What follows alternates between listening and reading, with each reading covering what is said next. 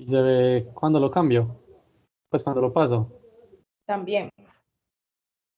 Ok, perfecto. Entonces, bueno, buenas noches, ¿cómo están todos? Yo me llamo Ricardo Willis de Osorio, soy estudiante de noveno semestre de medicina en la Universidad CES. Como yo sé que todos ya estamos en la última semana pues de parciales del semestre, entonces voy a bregar de que esto sea lo más rápido y sencillo posible. Hice una presentación muy resumida de meningitis bacteriana aguda. Quiero aclarar que no vamos a tratar pues como de otras etiologías tipo virales o otras enfermedades sistémicas pues que puedan generar la meningitis porque pues el tema sería muy extenso, ¿cierto? Entonces nos vamos a enfocar principalmente en la bacteriana que es como la que más se ve. Entonces, ¿qué es esto? Es una infección bacteriana muy severa del sistema nervioso central que afecta pues a las meninges, ¿cierto?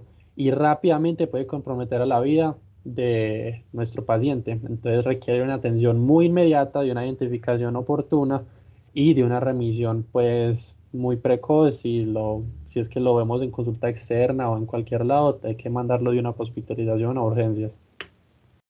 Entonces, un poquito de la historia. En el siglo XX, la meningitis prácticamente no tenía como una manera, pues, como de prevenirla, ¿cierto? Eso estaba dando lo loco, era muy contagioso. Las etiologías principales eran el Streptococcus pneumoniae, la Neisseria meningitis, el Haemophilus influenza y el estreptococo del grupo B, ¿cierto? Principalmente la Galacti y Listeria monocytogenes. Todos estos eran pues responsables de un 80% de las meningitis bacterianas agudas que daban. Hasta que en 1990 salió la primera vacuna contra la Haemophilus influenza tipo B, que era la vacuna conjugada, y la incidencia total de meningitis bajó un 55%, ¿cierto? Que es mucho. Ya después en el año 2000 salió la vacuna heptavalente para el neumococo, que redujo pues la incidencia aún más en los pacientes menores de 2 años, pero aumentaron pues la prevalencia de varios serotipos más resistentes del neumococo y de otras etiologías. Ya después se salió pues la vacuna de 10 valencias, que fue la que se estaba utilizando en Colombia hasta que el año pasado se aprobó pues en Colombia utilizar la de 13 serotipos, que fue sacada pues al público en el 2010 y esta cubre los serotipos resistentes para la meningitis. Nosotros ya lo deberíamos ver en los esquemas de vacunación del PAE para todos los que nacieron desde el 1 de mayo del año pasado en adelante. Entonces, para los menores de 3 meses, los neonatos, la epidemiología cambia un poquito, ¿cierto? Porque aquí la meningitis da es por todas las bacterias pues, que se les pegan desde el tracto genitourinario materno, en el parto, todo eso de los cultivos de estreptococo de grupo B que les hacemos, o de pronto para los que no han llegado pues a gine o no han visto de eso todavía en la carrera, van a ver que de eso se habla mucho y se hace mucho énfasis de los cultivos en la semana 35 de embarazo. Es precisamente para estos, porque pues primero que todo puede generar sepsis, pero ya después de eso genera la meningitis, que es muy mortal, principalmente por el Streptococcus agalactiae, que es Streptococcus del grupo B, ya después de coli y otros gram negativos. Aquí les muestro pues cómo las etiologías varían de acuerdo a las edades. En los menores pues de 3 meses, de un mes, vean que son esos tres que les mencioné. E. coli y grupo B Streptococcus. Ya después a medida que van creciendo más los muchachitos, ya cambian pues las etiologías de las primeras que les mencioné. Los factores de riesgo para que un paciente pediátrico tenga meningitis bacteriana aguda en los neonatos y recién nacidos es que tenga un nacimiento pretérmino, que tenga bajo peso al nacer, o sea, que pese menos de 2.500 gramos, que tenga una infección pues de las membranas amnióticas, la mamá pues o del endometrio, que tenga un cultivo positivo de estreptococo, que tenga una ruptura prolongada de las membranas, que es que cuando las mamás van a dar a luz, ¿cierto? Las membranas amnióticas se empiezan a romper, ¿cierto? Y pues si eso se demora mucho sin que el bebé nazca, entonces eso ya es un factor de riesgo para que haga una infección, ¿cierto? Por colonización ascendiente. Y también que el bebé esté asfixiado, hipoxia fetal. En los mayores de 3 meses, ya pues lactantes, menores, mayores, los niños, etcétera, escolares, ya los factores de riesgo son VIH, que estén inmunosuprimidos, que tengan alguna fístula, alguna salida de líquido cefalorraquídeo por algún lado, por ejemplo, por trauma, infecciones respiratorias superiores recientes, como la sinusitis. Las sinusitis crónicas pueden avanzar a generar una meningitis, que el bebé no reciba lactancia materna porque eso les pasa inmunoglobulinas y les ayuda pues a tener un buen sistema inmunológico mientras que lo desarrollan ellos mismos, o que pues estén en contacto con otra persona con meningitis, ¿cierto? Y pues como ya vimos sobre las vacunas, si este bebé tiene un esquema incompleto, entonces va a estar, hágase de cuenta que están viviendo en 1970, pues que les pueda dar de todo y no había forma de prevenirlo. Y últimamente esto ha aumentado pues la incidencia pues de personas, de pacientes que no están vacunados completamente. Entonces, ¿cómo los podemos ver en la clínica? Las manifestaciones cambian con la edad, ¿cierto? En los neonatos y lactantes no vamos a ver los signos meningios clásicos, ¿cierto? Generalmente que nosotros aprendemos en examen físico, Rudzinski, Kernig, Ries nucal, casi siempre no los vemos, ¿cierto? Son manifestaciones muy inespecíficas. Nosotros interrogando a la mamá le decimos, mamá, entonces, ¿cómo te puedo ayudar? Y ellos nos van a decir, es que tiene mucha fiebre, lo veo como raro, no quiere comer, a veces hace como unos movimientos extraños con las manos o las piernas, como si estuviera temblando, esas son las convulsiones. ¿Cierto? Uno le pregunta pues por los factores de riesgo, si usted dice que nació a pretérmino, dejó peso al nacer, si tuvo alguna complicación durante el parto, etcétera. Y ahí lo empezamos a sospechar, ¿cierto? Por lo general tienen la complicación pues de las convulsiones hasta el 20-50% y pues pueden estar tanto febriles o con hipotermia. Entonces, que es que no tiene fiebre, entonces no tiene meningitis. No necesariamente. Acuérdense que tenemos que hacer un enfoque integral de todo lo que vemos en el paciente y no solo una cosa. Al examen físico pueden estar hipotónicos, así como un trapo, pues que ustedes los cargan y no tienen pues tono, letárgicos, lloran, lloran y mientras la mamá los carga no dejan de llorar. Uno puede ver las convulsiones, los ve pues como que no sonríen socialmente, que no están felices, así como uno los ve que son como todos tiernos, uno no los ve así. El llenado capilar puede estar mayor a 2 segundos y pueden presentar pues signos de dificultad respiratoria. Básicamente es un bebé que usted ve como raro, que está como extraño. En los mayores de 2 años, ya sí pues podemos ver las triadas pues de los signos meningios y cosas ya más claras. Vamos a ver pues síntomas como de fiebre progresiva que nos va contando la mamá o el niño, que pues que le molesta la luz, que tiene náuseas, vómito. Aquí ya les puede empezar a doler como el cuello, la espalda. Casi no convulsionan, pero todavía puede pasar, ¿cierto? No es tan común como en los más chiquitos. Y obviamente los factores de riesgo. Al examen físico vemos otra vez lo mismo, irritables, letárgicos, febriles, obviamente cambia pues con la edad, si tiene por ejemplo 6 añitos, de pronto sea como más calladito, ¿cierto? Si es un lactante todavía, todavía puede ser que estén llorando, sino que acuérdense que los lactantes menores, los menores de 1 año, por lo general son muy juiciosos, entonces sospechar pues que algo está raro. Los signos pues de hipertensión endocraniana, como la triada de Cushing, hipertensión arterial, bradicardia, depresión respiratoria. Acuérdense que todo examen físico empieza con la revisión de los signos vitales. O pues, yo sé que todo cambia pues en la pediatría que para que el bebé no llore y esté tranquilo, pero aquí de por sí va a estar como maluquito, uno lo va a ver como raro. Entonces es muy importante tomar los signos vitales de una vez. Podemos verle papiledemas, si es más grande se puede quedar de diplopía o a la revisión neurológica puede tener los pares alterados, los signos meningios y lesiones en piel, pueden ser tipo purpúricas como petequias. Y les muestro los signos meningios, ¿cierto? El signo de Brudzinski es que hacen que se fleje la nuca hacia como el mentón hacia el esternón y van a ver que las piernas, ambos miembros inferiores o solo uno van a como aflejarse, ¿cierto? Como si fuera un reflejo. Ustedes lo ven en la clínica y van a saber que hay una que eso es raro, ¿cierto?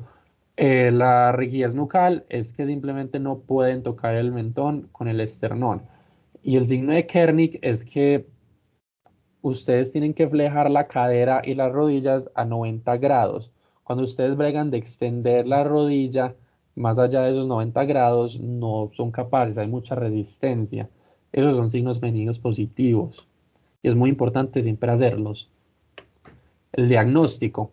El gold standard para diagnosticar una meningitis bacteriana aguda o cualquier meningitis es una punción lumbar, pero también tenemos que hacer varios exámenes además. Los hemocultivos por generalmente dan positivos si tienen meningitis en un 85% de los pacientes. Obviamente se demoran un poco, pero entonces es importante tomarlos siempre antes de darles antibióticos si tenemos el tiempo, ¿cierto? Entonces les tomamos dos hemocultivos separados, uno para aerobios y otro para anaerobios. También les tomamos un hemolocograma para tener pues como un registro de cómo estaba cuando ingresó y ver cómo la evolución y además para ver pues como las líneas de Matías y si ver pues tipo que si tiene trombocitopenia, cosas así, ¿cierto? Porque hay que pensar también en diagnósticos diferenciales, porque como les recuerdo, no toda meningitis es por una bacteria. Si ustedes lo ven con trombocitopenia y lo ven con manchas como lesiones en la piel como purpúricas, violáceas, podría ser una serie D, ¿cierto? Pero también podría ser una meningitis por Neisseria. Hacemos un ionograma, pues de electrolitos, boom, creatinina. Los pacientes con meningitis pueden presentar algo que se llama el síndrome de CADH, el síndrome de secreción inadecuada de ADH, ¿cierto? Es algo que pueden presentar, entonces por eso les hacemos el ionograma. Se les debe hacer una glucometría porque todo signo neurológico que nosotros vemos en cualquier paciente, sea pediátrico o adulto, hay que ver cómo está el azúcar en la sangre, chicos, porque puede ser que empecemos a pelicularnos con un montón de enfermedades todas graves y que en realidad simplemente está hipoglicémico, ¿cierto? Pero además esto también nos va a servir para interpretar los hallazgos de la punción lumbar. Ahorita les voy a explicar cómo. La PCR o también la procalcitonina, pues la proteína C reactiva nos pueden ayudar pues también para tener un seguimiento de base para ver si va mejorando y para sospechar etiología bacteriana, ¿cierto? Si solamente tiene PCR, no nos dice que sea bacteriano, pues, pero acuérdense que nosotros vamos sumando todo lo que vayamos encontrando. Entonces, ¿cómo se evalúa una punción lumbar? ¿Cómo se mide? ¿Cuándo se hace? ¿Cuándo no se puede hacer? Porque hay veces que no las podemos hacer. ¿Cuáles son las contraindicaciones? Entonces, ya revisamos al paciente, ya interrogamos a la mamá, al niño si se pudo, lo revisamos, que pensamos que tiene una meningitis, ¿cierto? Hay que hacer una punción lumbar, se la podemos hacer, revisamos, hacemos esta lista de chequeos. Si tiene una infección de piel sobre el sitio de la punción, que es más o menos del L4 o L5, como por esos espacios, entonces no se podría hacer, pues porque tiene una infección en ese lugar.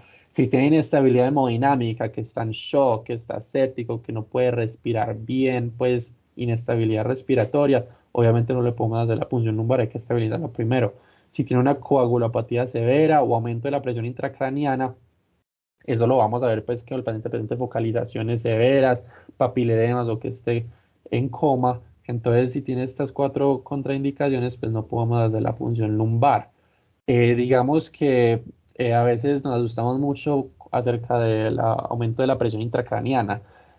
Ahorita les voy a explicar cuándo se debe realizar una neuroimagen, pero básicamente si un paciente está estable con sospecha pues de meningitis y no tiene ninguna focalización neurológica, no tiene nada raro, una papiledema, está bien pues en cuanto a lo neurológico, hágale una punción lumbar, ¿cierto? No hay que hacerle una imagen, ahorita les muestro cuándo sí hay que hacerla.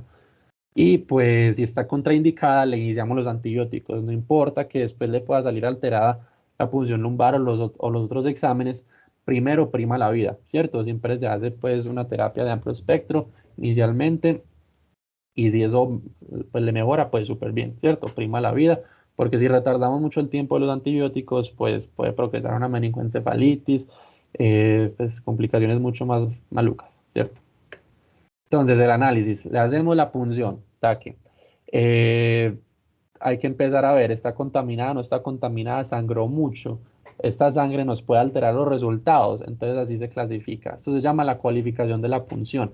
En cuanto a los eritrocitos que salgan, se clasifica en no traumática, traumática o hemorrágica. No traumática es que tiene menos de 500 eritrocitos, ahí se interpreta normal. Si es traumática, entre 500 y 5000, entonces antes, en las revisiones pasadas y en las publicaciones pasadas, se hablaba como de unos reglas, como unas fórmulas que se utilizaban para corregir los valores pues, de los leucos y así. Pero las revisiones pues, más recientes que yo encontré y pues en Pediatrics and Review hablan de que si es no traumática o traumática, simplemente hagan una interpretación normal. Cuando ustedes lean de esto, si ya leyeron, van a ver pues que de pronto lo mencionan, pero ya se dice que lo interpreten normal. Pero si es hemorrágica, más de 5000 eritrocitos, ahí sí toca esperar en 24 horas para volvérsela a repetir. Cada vez siempre nos vamos a dar cuenta que es hemorrágica de una sin esperar los resultados porque va a salir untada de sangre de la aguja. Entonces ahí lo que hay que hacer es darle antibióticos y remitirlo pues a un lugar de atención adecuada en caso pues de que toque hacerle pues como cirugía o algo del estilo, o pues si estamos en un nivel, un primer nivel o un segundo nivel que no cuente pues con los recursos en caso de que se desestabilice, hay que remitirlo de una, ¿cierto? Bueno, entonces ya revisamos, es normal o es traumática, tal, que el caso es que la sangre no nos importa o no nos va a cambiar los valores que salga en la punción lumbar. Hay que empezar a evaluarlo por pasos. Entonces, primero que todo, ¿es un líquido normal o es anormal? Esto se basa en las células blancas que hayan, ¿cierto? En los pacientes mayores de 6 semanas, si hay más de 5 células blancas, pues leucos en adelante, ahora no leucos, leucos o linfos, pues la suma. Si ya hay más de 5 es anormal. Eso se considera pleocitosis y nos apunta que es bacteriana. Si hay 5 o menos, está bien, ¿cierto? No es pleocitosis. Digo que mayores de 6 semanas porque en los menores de 6 semanas aquí pueden ver que los valores pues cambian un poco. Entonces pues sacan la tabla y ahí analizan pues, la punción lumbar. Y entonces, bueno, sabemos que hay pleocitosis, ¿cierto? Le decimos la punción lumbar, hay pleocitosis. Ahora, pleocitosis a costa de qué? De neutrófilos, de macrófagos, eosinófilos, linfocitos, a costa de qué. Lo que nos apunta a una etiología bacteriana serían los neutrófilos. Si es mayor al 35% de las células blancas, si esto predominan los neutrófilos, entonces pensamos en una etiología bacteriana. Si son 5 células blancas las que están permitidas, entonces una célula, pues, polimorfo nuclear neutrófilo debería ser la única que podamos dejar que haya. Si hay más de una, ya sería más del 25%, del 20%, y pues ya sería normal. Si no hay predominio neutrofílico, pero si hay predominio, digamos, linfocitario, entonces pensamos más en una etiología viral. Aquí pensamos en algo que se llama meningitis aséptica y además que es que básicamente no hay, es un líquido de valor raquídeo que no tiene evidencia de una bacteria. Entonces ahí pues pensamos que es viral hasta que se demuestre lo contrario, pero pues revisiones ya como más específicas, pues como ya muy tesas, vieron que hay varios estudios donde no siempre es así, ¿cierto? Pero pues que pueden encontrar una meningitis viral donde hay predominio de neutrófilos. Pero pues por temas de las investigaciones pues que sacaron de disminuir la mortalidad y cosas así, dicen que lo más fácil es asumir esto, si hay predominancia de neutrófilos, es bacteriana, si es linfocitaria, es viral, pues hasta que se demuestre lo contrario, y ya después con los otros hallazgos vamos como sumando, restando a mirar pues cuál es la etiología. Aquí les voy a mostrar pues las causas de meningitis aséptica. Miren que no solamente es viral, pueden haber causas autoinmunes como sarcoidosis, lupus, medicamentos, hongos como criptococos, perdón, tuberculosis, pues pueden haber muchas cosas que generen meningitis aséptica. Miren que incluso pueden ser bacterias. Ya después evaluamos la glucosa. Entonces hagamos un chequeo y vimos cuál es si hay predominancia pues de pleocitosis, si hay muchas células blancas o no. Ya después vimos si la mayoría de estas células blancas son neutrófilos, son linfocitos o qué. Ahora hay que evaluar la glucosa. Entonces, como hay bacterias, se supone, ¿cierto? Porque es una meningitis bacteriana, van a haber bacterias en el líquido cefalorraquídeo supuestamente. Entonces, estas bacterias son muy comelonas y las bacterias comelonas comen mucho azúcar. Entonces, el azúcar va a estar disminuida. Se dice hipoglucorraquia o que hay consumo de glucosa si es menor a 40 miligramos por decilitros. Más allá de esto, es que no hay consumo si es mayor a 60 o si está entre 40 y 60, hay que hacer una división entre el azúcar en el líquido cefalorraquídeo y la glicemia en sangre. Si esta división da menor a 0,6, entonces es hipoglucorraquia. Por eso siempre, chicos, tomen la glicemia. Las proteínas va a ser como lo último que evaluamos en el líquido y ya después pasamos pues como al gramo. Entonces, las proteínas se dice que están elevadas y son mayores a 100 miligramos por decilitros. Se dice que están discretamente elevadas y son entre 60 y 100. Y ya después, menor a 60, es que están pues súper normales. Entonces, si vemos que hay un predominio de pues de neutrófilos, confirma la etiología si hay consumo de glucosa, ¿cierto? Y si hay aumento en las proteínas. Ya después, si veo que el predominio es linfocitario y no neutrofílico, pues confirma la sospecha de etiología viral de meningitis aséptica si no hay consumo y si hay una elevación pues discreta de proteínas. Vean que es muy sencillo. Pero entonces ustedes van a la rotación y la profe es muy corchadora o yo no sé, entonces le dice con que vea, le dame este líquido, cefalorraquídeo, está súper bien, entonces, pero el gram salió positivo, entonces le damos antibióticos, de pronto sí, de pronto no. el gram del líquido cefalorraquídeo se ha demostrado que el 40% de las veces está contaminado. Entonces, si solamente tenemos un gram positivo, pero todo está bien y la sospecha de meningitis está muy incierta, le podemos repetir la función más adelante o simplemente tomar el gram como si estuviera contaminado, ¿cierto? Entonces es lo único positivo, entonces no nos confirma nada. Vean estos hallazgos de sensibilidad y valor predictivo positivo. Da positivo, puede ser un 60% que sí o no, ¿cierto? Entonces, tener eso muy en cuenta. Ya después que analizamos todo el líquido de valor rápido, hay que clasificarlo. Se clasifican no patológico, no concluyente o patológico no concluyente. Aquí le damos pues la parte de patológico concluyente aquí abajito. Aquí el tercero, vean que es lo mismo que ya vimos, pelocitosis, más de 5 células blancas establecidas con predominio de neutrófilos, ¿cierto? Más de un neutrófilo. Consumo de glucosa y elevación de las proteínas. ¿Qué hacemos? Manejo de meningitis bacteriana aguda. Así es simple. Ya después no patológico, es que todo está normal, y no concluyente es que no cabe en ninguna. Entonces como que sí, que no, pero pues ya lo más importante es que ustedes saben cómo diagnosticar una meningitis. Si le realizamos un antibiótico antes de la punción, por ejemplo, que esté contraindicada la punción lumbar, entonces le damos el antibiótico para que no se nos muera el niño.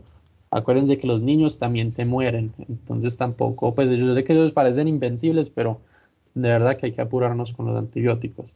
Entonces, ¿afecta los resultados? Sí y no.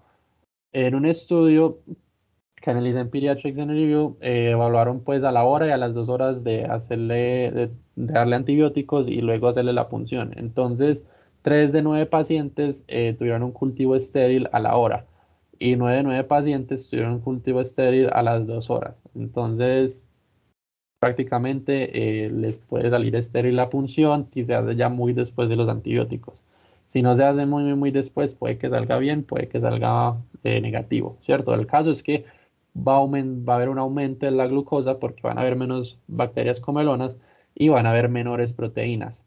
En estos casos podemos hacer una PCR, aquí no es la proteína C reactiva, sino la prueba molecular, y aísla patógenos en un 61 a 88%, pero no es muy accesible en nuestro medio. Entonces básicamente es por sospecha clínica. Y ya después las neuroimágenes. Por lo general, yo he visto que lo que más prefieren es una resonancia magnética de cráneo, pero también se puede hacer un TAC. Cuando se hacen estas neuroimágenes, cuando el paciente tiene una inmunodeficiencia primaria, tiene un déficit neurológico focal, tiene un papiledema o tiene algún antecedente neurológico así muy hijo de madre, pues tipo una hidrocefalia o una neurocirugía así muy impresionante, lesiones que ocupen espacio como un tumor, ¿cierto? Ustedes le dicen como que, ah, mamá, ¿de qué enfermedades sufre? Ah, no, él tiene un tumor en la cabeza, pucha, hay que hacerle un TAC, ¿cierto? Es indicada, si está indicada, pues inicia la terapia antibiótica, ¿cierto? No vamos a esperar a hacerle la resonancia y que esté una hora ahí quieto o el TAC y ya después hacerle la punción y luego darle los antibióticos porque nos demoramos mucho y se muere, pues se muere, entonces no podemos esperar todo ese tiempo. Demos los antibióticos, no nos dé miedo de dar antibióticos. Y pues si los hallazgos son negativos en la neuroimagen, se realiza la punción lumbar. Así de pronto vaya a salir negativa. El manejo, ya vamos a terminar. El manejo, ya diagnosticamos la meningitis bacteriana, hicimos la punción, hicimos todo súper bien, salió positiva, hay que manejar a este paciente. Primero que todo, no olviden que lo más importante es estabilizar al paciente. Acuérdense que hay situaciones, condiciones que pueden matar al paciente más rápido que otras. Si el paciente no puede recibir aire, si no puede respirar bien, si tiene inestabilidad hemodinámica, que es el ABCD, esto los puede matar más rápido que la infección por meningitis. Entonces hay que primero arreglarnos todo eso. Acuérdense que estas son parte de las contraindicaciones para una punción. Hacemos el monitoreo de signos vitales, le reponemos pues líquidos si está deshidratado, si tiene un CADH y hacemos un manejo sintomático. Muchas veces nos enfocamos mucho en ser juiciosos pues con las cosas pues muy impresionantes, muy difíciles, que el antibiótico esto, que es que hay que evaluar tal prueba esta, pero acuérdense pues que darle una acetaminofén ahí si tiene fiebre o si está maluco, indispuesto, no le va a hacer daño y le va a hacer toda la diferencia a él, pues a él o a ella, pues el paciente, y va a ayudar que la mamá esté más tranquila y el bebé más tranquilo, ¿cierto? Acuérdense del manejo sintomático. Hay que ser éticos. El antibiótico empírico. Primero, obviamente, le damos antibiótico que cubra la mayor cantidad de bacterias. Ya después, cuando el cultivo nos salga, pues, qué bacterias hay, ahí sí lo hacemos más dirigido. Entonces, si es un neonato recién nacido, menor a 3 meses, se utiliza la mezcla de ampicilina y cefotaxime, ¿cierto? Una penicilina con una cefalosporina de tercera. Estas son las dosis, 300 miligramos kilo día, que se reparten en cada 6 horas, o sea, dividimos los 300 miligramos en 4, ¿cierto? Y se los damos cada 6 horas.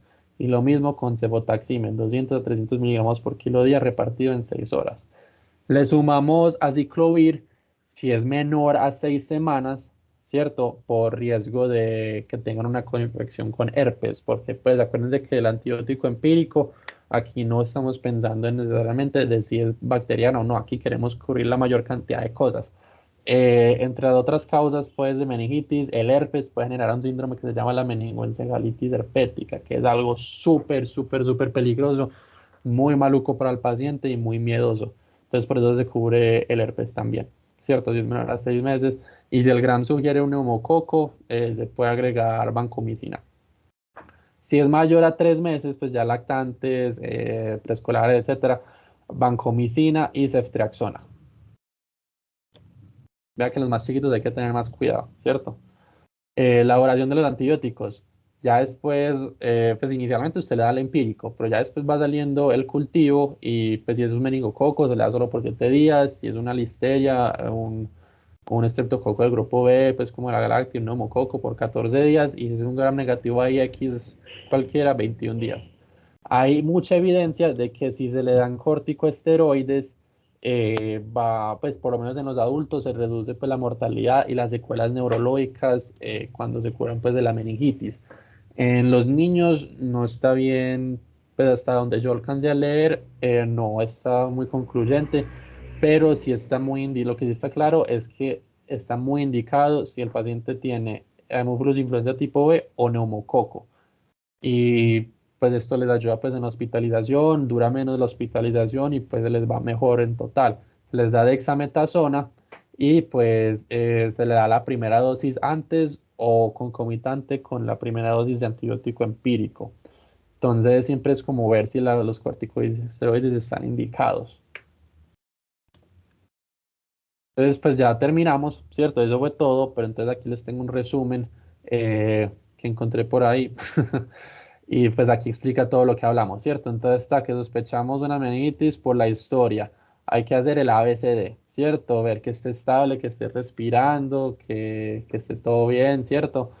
Acuérdense que estas meningitis pueden estar asociadas a otras infecciones como infecciones respiratorias, superiores e inferiores, entonces si de pronto tiene un derrame, lo que sea. Iniciar pues monitoreo cardiorrespiratorio, signos vitales, estabilidad hemodinámica, etcétera. El ABCD, lo que les expliqué. Ya después de eso se obtienen pues los accesos venosos, se sacan los cultivos, se les hacen los exámenes de sangre que les mostré, el hemoleucograma, los cultivos, los electrolitos, la función renal, lo básico. Después de eso vemos si le podemos o no hacer una función lumbar, si hay pues alguna contraindicación de las que les mencioné, inestabilidad, coagulopatías, una infección ahí local. Entonces se le da los antibióticos de una. Y si no hay ninguna contraindicación, pues le damos la punción, eso no se demora nada y ya después le damos los antibióticos, ¿cierto? Miren que siempre hay que mirar si el corticosteroide está indicado, porque hay que darlo antes o concomitante con los antibióticos. Si está pues con una complicación, pues de esas que generan contraindicaciones, pues obviamente hay que admitirlo pues a una unidad de cuidados intensivos, porque pues si está como con complicaciones para realizar los exámenes diagnósticos, entonces, pues está más peligroso, ¿cierto? Entonces hay que monitorearlo más cuidadosamente. Revisar si tiene CADH o otras complicaciones de la meningitis, como lo que es una sepsis. Y pues, y sí, es eso. Muchas gracias. Eso fue todo. ¿Alguien tiene alguna duda, alguna pregunta? Espero que haya sido bastante claro. Hola Ricardo, soy Sara, la residente, la R3. Todo súper claro, todo súper bien. ¿Sí me están escuchando? Sí, doctora. Listo. Entonces súper bien, todo súper claro, súper conciso. Voy a agregar algunas cositas. Entonces acuérdense que todavía es muy común la meningitis, pues han ingresado algunas vacunas que nos han servido, pero sigue siendo el neumococo la primera causa, el hemófilis la segunda, y ojo con meningococo, que acordémonos que no hay vacuna en el PAI, hay vacuna que podemos mandar no PAI y que idealmente siempre que vean un niño o una mamá, si tienen primitos, hermanitos, sobrinos, todos, por favor, deben vacunarse contra meningococo. La vacuna se puede poner desde los 2 meses. Hay dos tipos de vacuna, dependiendo de eso es el esquema, pero generalmente es 2 dosis el primer año y es, en los más grandecitos 1 dosis no más. Entonces, súper importante que se vacunen ellos y que nos vacunemos nosotros también que estamos expuestos, porque es demasiado letal. En realidad, en 12 horas están eh, chocados y pues se pueden morir rápido. Neumococo también se ve en neonatos. Hace poquito tuvimos en el general 2 o 3 casos de neumococo resistente en recién nacidos y más o menos hicimos ahí como el estudio epidemiológico y los dos tenían hermanitos que estaban en guardería y ninguno estaba vacunado contra, pues contra el serotipo 13, entonces contra los 13 serotipos, entonces digamos que los hermanitos y los primitos están colonizados, entonces le pegan la enfermedad a la mamá y al bebé. Entonces, muy importante que tengamos un alto índice de sospecha porque es muy difícil en los niños más chiquitos. Ojo con las convulsiones febriles, Ricardo lo dijo, niño con factores de riesgo. Para mi factor de riesgo es todo menor de 6 meses porque no tiene las vacunas completas para neumococo y para hemófilus. Y incluso el menor de 12 meses, ahí está como en el limbo porque le falta alguna dosis por lo menos. Entonces ahí mucho cuidado con el niño que convulsiona, menor de 12 meses, incluso si es febril, no nos quedemos solo con convulsión febril, que la definición es desde los 6 meses. Entonces los más chiquitos, mientras más chiquitos, es más raro que convulsione un niño una convulsión febril más chiquito, entonces hagámosle la punción lumbar. No se le niega a nadie, es fácil de hacer, la tenemos disponible en todas partes, es relativamente fácil de interpretar si es un niño pues que no tiene ningún antecedente. A cualquier niño con infección respiratoria le puede dar una meningitis, sinusitis da más abscesos, menos común que como realce meningio y que inflamación meningia, pero también puede presentarse. Es típico el niño que nos llega al general o que han visto en el general o en Soma, que es el indígena de 1 año de edad, que no tiene vacunas, que está convulsionando, ese niño se gana su punción lumbar, sea como sea. Listo. En los neonatos, acordémonos de la sepsis tardía, entonces en aquellos que tienen fiebre después de la semana, después de los 7 días, o que lo ven raro, que tiene ictericia o que no está comiendo, ese también se gana su punción lumbar. En las imágenes también lo dijimos, hacer TAC simple a todos y es más que todo para descartar que no haya aumento de la presión intracraneana y resonancia contrastada idealmente para mirar que no tenga otras complicaciones. Listo. Eh, en los menores de un mes, acordemos que no pueden utilizar ceftriaxona porque son hipoalbuminémicos. Igual, Ricardo lo dijo, en esos menores AMPI, cefotaxime es el indicado. Y lo que hablamos del esteroide, sí, súper, eso ahí está muy pues controvertido, en realidad más que todo para el hemófilus y para disminuir la sordera, pero hay algunas guías que la usan, otras guías que no, pues digamos si están en un lugar lejano, mejor no lo utilicemos. Eh, Porque generalmente si es un paciente chocado, por ejemplo, podría aumentar el riesgo de mortalidad en estos pacientes. Entonces, con el manejo antibiótico y lo más importante, con sospecharlo de forma rápida y diagnosticarlo, digamos que nos damos por bien servidos en ese manejo inicial.